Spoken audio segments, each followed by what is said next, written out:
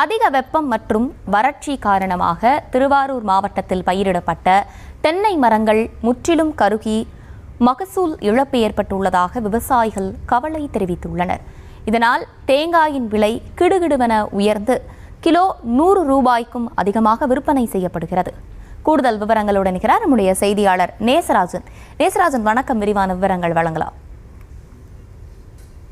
மாவட்டம் முழுவதும் நெல் சாகுபடிக்கு அடுத்தபடியாக தென்னை விவசாயத்தில் விவசாயிகள் ஈடுபட்டு வருகின்றனர். குறிப்பாக முத்துப்பேட்டை, வடபாதிமங்கலம், பாரதி மூலங்குடி, கண்கொடுத்தவனிதம், கமலாபுரம் உள்ளிட்ட பகுதிகளில் அதிக அளவில் தென்னை விவசாயத்தில் விவசாயிகள் ஈடுபட்டு வருகின்றனர். தற்பொழுது மேட்டூர் அணையிலிருந்து தண்ணீர் திறக்கப்படாததால் குறுவை சாகுபடி முற்றிலுமாக பாதிக்கப்பட்டுள்ளது. மேலும் 6 குளங்கள் உள்ளிட்ட நீர்நிலைகள் வறண்டு காணப்படுவதுடன் போர்வெல் கிணறுகளில் நிலத்தடி நீர்மட்டம் முற்றிலுமாக பாதிக்கப்பட்டுள்ளது.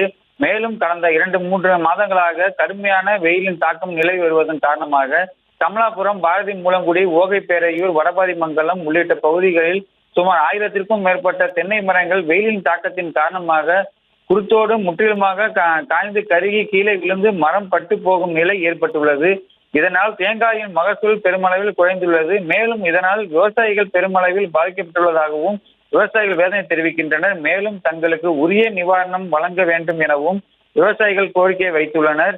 மேலும் அன்றாட தேவைகளுக்கு பொதுமக்களுக்கு தேவைப்படும் பொருளாக தேங்காய் இருப்பதால் தற்பொழுது வறட்சியின் காரணமாக தேங்காயின் வரத்து குறைவின் காரணமாக கடைகளில் கிலோ 100 ரூபாய்க்கும் மேல் கடைகளில் விற்கப்பட்டு வருகிறது. இதனால் வியாபாரிகளுக்கு பொதுமக்களுக்கும் பெரும் பாதிப்பு ஏற்படுகிறது.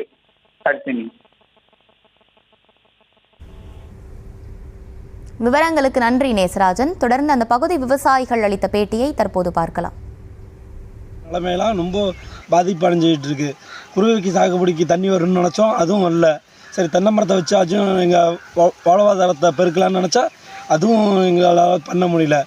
வெயிலோட வெப்பத்தின் தாக்கம் அதிகமாக இருக்கவும் தென்னை மட்டையெல்லாம் கொட்டி எங்கள் வாழ்வாதாரமே ரொம்ப பாதிப்பு அடைஞ்சிருக்கு.